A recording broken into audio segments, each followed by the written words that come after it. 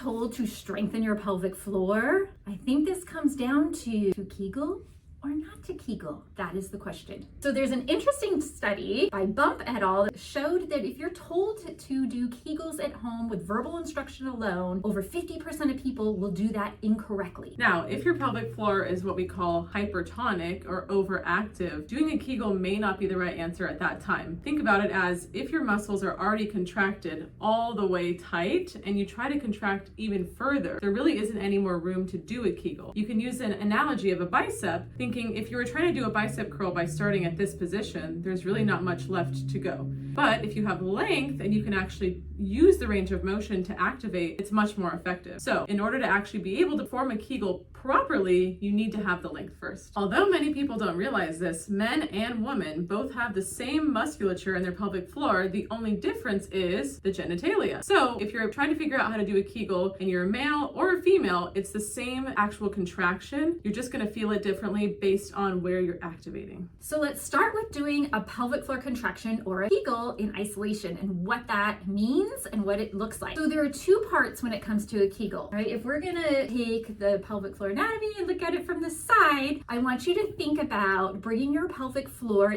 both into a shortened, contracted state, bringing it together, part number one, and the second part is you elevate it. So it's a close and a lift in order to do the contraction part of a Kegel. Just as important is the relaxation, however, of a Kegel. And this is known as an eccentric contraction. So that would be a drop and an opening. So when you're trying to learn how to do a Kegel at home, it might be helpful to learn a couple different ways that are easier to find the cueing on how to do the Kegel. If you're experiencing more pelvic dysfunction in the front, such as incontinence, bladder dysfunction, sexual pain, sexual dysfunction, it would be an easier way to find the Kegel if you think about trying to hold in urine. So imagine like your bladder is full and you're trying to make it to the bathroom and you're trying to squeeze and kind of prevent that urine from coming out. Now, if you're having problems more in the back, you want to think more about trying to hold in gas in an uncomfortable situation where you're trying not to let gas out. So think about kind of pulling up and in around the anus, find that contraction and prevent the gas from coming out. So if you're wondering if you're doing these contractions right, there's a quick tip that you can try. Find your perineum. So the perineum is right down here. Go right underneath the scrotum and right in front of the external anal sphincter, and you're gonna find a dense band of tissue where a lot of your pelvic floor attaches. Put your finger there. I want you, when you contract, to see if you can feel the muscle fibers lift gently up and away from your fingers.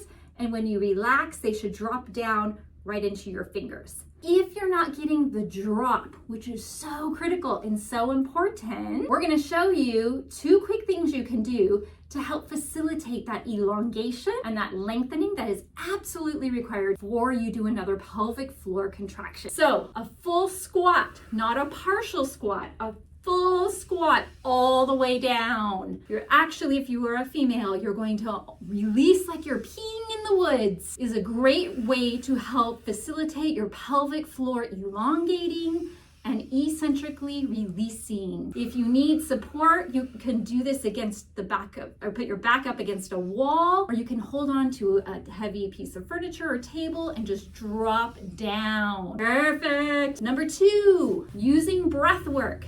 As the diaphragm descends, the pelvic floor will descend. So your primary breathing muscle right here should be able to expand, not just to the front, but also laterally, and it should drop down, allowing for air to fill not just the belly, but all the way down into the pelvic basin. This will allow, again, for your pelvic floor to lengthen beautifully and release before you contract it again. All right, follow us for more content on the pelvic floor, and just know that this is really only step one of how to do a Kegel. If you look into our other content, you'll see there are more videos on how to perform Kegels in different ways that are a little bit more functional, backed by research. Enjoy! Once you figure out which cue is best for you, pelvic floor muscles, which are skeletal muscles, are made up of two different types of muscle fibers. We have slow twitch and we have fast twitch. The fast twitch come on very quickly and they need to activate when you cough, laugh, sneeze, run, jump. So those you're gonna contract, you're gonna close and elevate and just hold that for 1 to 2 seconds. Make sure you fully release and elongate before you repeat that. And you can do repetitions of this to really get that on and off contraction going.